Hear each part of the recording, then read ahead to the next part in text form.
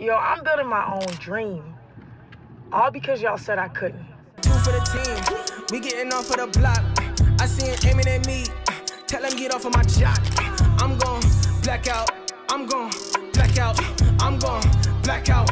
Give me my ish, I'm back now. What's up, y'all? Welcome to another edition of the How to Build Your Own Dreams podcast. I'm Aaron Knight, the president of Build Your Own Dreams. I'm Brandon Boone, I'm the VP, and we still in Tulsa, obviously. You know what I'm saying? Same fits. But new information. You know what I'm saying? So I guess we really didn't talk about why we was here. We kind of recapped our past weekend. So I think now we can kind of talk about why we're here. So yeah, there's something that's called the Spark Summit. And that's like conferences and panels and workshops. Then you also have the Dreamland Festival, which is the concert side. So some of the headliners is Rap City, La Russell, Murs, right? Yep. Father. A lot of dope indie artists, and I'm pretty sure most of them is probably from Tulsa. Yeah. So I guess you can kind of give a little background on how we got out here. Yeah, and shout out to some of the headlining panelists. They had Ryan Wilson facts. from The Gathering Spot, which is based in Atlanta, but now all over the U.S. and soon to be the world. Ty Baisden, who is Brent Faiyaz's manager, Salute. which is wild that he was just chilling. Big chilling, like. La Russell did a keynote, Yeah. which was incredible. There's a lot of business and creative people. There's people here to give artists grants. Like, we're walking away with so much community value just from the speakers. We're probably walking away with our net worth increasing like by hundreds of thousands of dollars. Hey, priceless. Just because That's my new word. priceless, as La Russell would say. Priceless. Just off the connections that we're making. Yeah. So I was a part of a music tech residency in 2014 out in Oakland called Zoo Labs. I lived out there for basically a month with the band I was managing at the time. We learned a lot about the music and tech space, but now almost 10 years later, I'm still in the network. So they invite me to mentor or to teach other people in the program. And they had partnered with a new music tech accelerator here in Tulsa called Tulsa Creative Engine. And they asked me to come mentor, I guess like a month and a half ago. And I spoke for an hour and 15 minutes. And then immediately after got an email, hey, thank you for doing this. We have a festival and conference in 2 months, and we would love to fly you out, pay you to speak, and come out. So the way we move, You know what I'm saying? it's like, okay, yeah, we're there. And so then I emailed them back and was like, I'm in, can I vend? And they were like, well, it costs this much to vend because it's a sponsorship, but if you waive your fee and fly yourself out, we'll let you vend instead of a sponsorship. So I'm like, cool, Brandon, we vending in Tulsa. He's like, bet, I'm gonna buy my ticket. So then maybe a couple weeks later, they're like, hey, we have you on this panel. Does this work for you? And I'm like, yeah, that's great. Thank you so much. Hey, are you interested in doing anything else with us that weekend? So I said, yeah, Brandon and I are going to teach a panel on how to make money as independent artists. Uh-huh. And so they were like, okay, great. We'll put Brandon down as a speaker too. So now both of us are flying out to speak here, to sell merch, and to be a part. So if you're part of the conference, you get to be a part of the festival. So even if it was just us coming and having meetings with each other, putting the brand out there a little bit, it would have been worth it. Facts. But now that we've spoken on the panels, we've made all these connections, Mm-hmm. and Tulsa, like this, the community wants us to come back and do a lot of things here. So that's what we're here for. We're in the midst of it. We're towards maybe the middle of day 2. We're gonna go take a nap, and then there's a lot going on. But we've been doing, it's literally all day panels and then concerts to 2 o'clock in the morning. It feels like an early version of South by. Facts. I'm actually gonna pivot this episode, son. We're supposed to be talking about something different, well, along the lines of like kind of recapping our day-to-day, but I think there's something that a lot of artists or a lot of people watching this may not understand. Accelerator programs. I've been hearing that word a lot lately. True. So can you kind of talk about, because even me, I heard of it, but I really still don't understand what it is. So can you kind of talk about what is an accelerator program? Because the organization that's over the Spark Summit side is the Tulsa Creative Group. Tulsa Creative Engine. Yeah. Engine. And then they have an accelerator program, right? Which is housed here at this venue that we're at. It's called Holberton, which is a tech school in Tulsa that just opened up. And then you was a part of an accelerator program. So just kind of talk through is like, what is it? What is that? I don't. So this is good. You know what I'm saying? Yeah. Accelerators are that hack, right? You can put out music and hustle, cool, but if somebody is directly connecting you with the information that you need, then you really can win. So I did an accelerator in 2014 out of Oakland called Zoo Labs. It's a really long process to apply, but typically an accelerator is like a PhD program in educating you in your field, but in a very short period of time. So sometimes, typically accelerators are 8 to 12 weeks. Sometimes they're a full year, but it's something that came out of the tech world, if I'm not mistaken. Basically, they just put a group of people together with mentors and advisors to learn for a shortened period of time. And then at the end of the program, if you complete it with the education, they'll usually either give you resources or funding or connect you to a network of people who can help you get your goal done. So I did Zoo Lab. Go ahead. I'm just asking questions because I'm acting like I don't know nothing. So you mentioned it's like a PhD program. Do you have to have college background? No. Is it open to anybody? So they're typically open to anybody. So accelerators are typically done by the city. So either like your city municipality has one, or a local billionaire or millionaire, or an education program in your school. You can literally go on Google.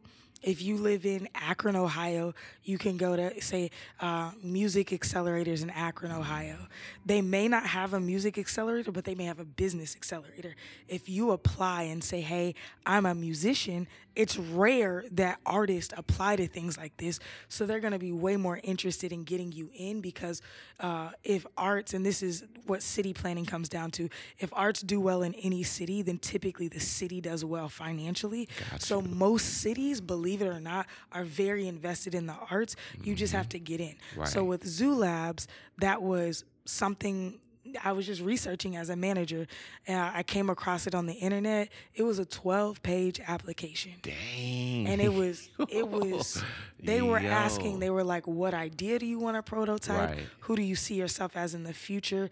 If you could describe yourself to somebody who had no concept of your industry, like things like that. The application made us learn so much.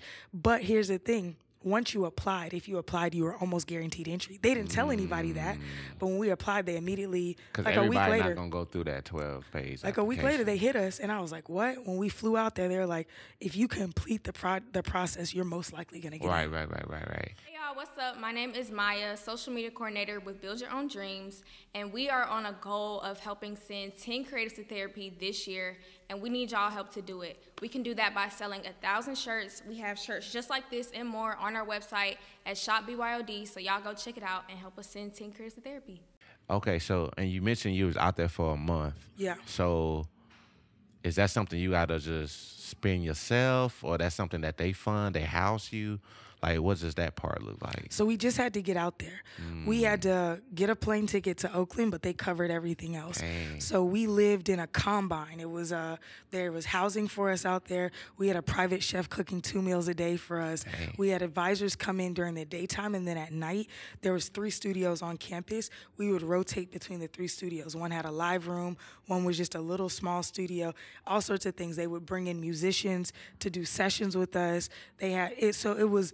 We were inundated. Some of our advisors, like one of our advisors, Vinitha, she started Google India. Another one of our advisors started Dropbox. Another one of our advisors, it was crazy. Another one of our advisors was the head of YouTube partnerships. Yeah. You know, so it was just like you're sitting in the room with these people and they're giving you, so from that, the YouTube guy invited me to South by, and then at South by, you know what I'm saying? Right, yeah. It's community. Yeah, so we had to spend the money, and even back then, paying for 3 tickets to fly to Oakland, we were like, oh. Right, yeah, you had to invest in yourself. So the one here, the Tulsa Creative Engine, they give out grants to be a part of the accelerator, right? If you apply and you get in, they actually pay you to be in the program. And I think it's an 8 to 12 week program, and they give you capital. That's crazy. And most accelerators that I know now are like that. They'll pay you to be in the program because the city or whoever is funding it, and they want people to have a buy-in. So they're like, we want to resource you with the opportunity to say, if I'm going to spend this time, I'm going to also make money. Right. And then I'm just assuming like each program probably has their own qualifications. Like, do you know for the one here, you have to be from here? So you have to be living in Tulsa, but you don't have to be from here. A lot of them have recently moved here. Got you. That's information that a lot of artists don't know about. Don't even know about. You know what I'm saying? They always talking about, how can I fund my career, or, studio time costs. You know how expensive it is to be an artist, but this is something that can accelerate you. Yeah. Like, they funding you to be a part of the program, and then you learning so much information. And even if they're not paying you. Right, it's still the information is and the network is worth everything to be a part of that program, right? Like when I did Zoo Labs, it completely changed the way that I thought about life and shaped the way that I thought about business. But even now, I went in 2014. I'm getting paid now because I'm in their network. We're here because of Zoo Labs. Right, yeah. Do you know what I'm saying? So like. And that was 8 years ago. 8 years ago, but I'm still in the network. And not only are we out here because of that, but consistently I get connected to mentor people or to be in programs because of the network that I am because of Zoo Labs. Right. Nah, that's fire. Hey, I think that's an episode right Facts. there. I ain't even. Yeah, and lying, again, you could be a musician or a business person. Yeah. You could be a hairstylist. Just look up business accelerators in your area. Matt's in an accelerator right now. It's a year-long program he just got in. He's not getting paid for it, but he's being exposed to a network of business people who make millions of dollars yearly. So they're just going to be teaching. And that him. one's Tallahassee based? In Tallahassee. You have to be in. So most accelerators are either localized to your region or city or to your craft. So Zoo Labs was specifically for musicians who wanted to develop a unique offering for the world. So we couldn't come in saying, we want to release an album. We were prototyping the smell of sound. That's what we called it. How your olfactory senses are connected to sound. And so how you create. And it's crazy because it was just a step in the direction to what we were doing. We didn't know what we were trying to build, but we were building experiential events. And we knew that smell was a part of that experience. Do you know what I'm saying? And so that was that. So we're still doing, that's an extension of what we didn't get the patent on the smell of sound. We ended up not doing all those things, but even now, those lessons that we learned in developing that idea out there is what translated to what we're doing now. Right, facts. I know you, because you reference it often. It's just now clicking to me like, this is what you've been talking about this whole time. Because you even told me stories about the Columbine, like staying there. The Combine, the Combine. Well, I said Columbine. I was like, oh, yeah. But now it's like, it's all making sense now. I mean, I'm just in the interview on this one. I'm good with it. Yeah, go look up an accelerator. If you don't know where to start, hit up Tulsa Creative Engine. Chris, who's the head of Tulsa Creative Engine, is connected to accelerators all over the country. Again, he's connected to Zoo Labs. So hit him up. Hey, I'm in Akron, Ohio. I'm in Chicago. I'm trying to connect. Whatever, but find a connection point. Just Google music accelerators and see if you can get in. But access to information is what's going to change your reality. So change your reality, yo. Come on now. As we say, like, comment, share. We're going to have part 3 in Tulsa next episode, so tune in. See you next time. See y'all next time.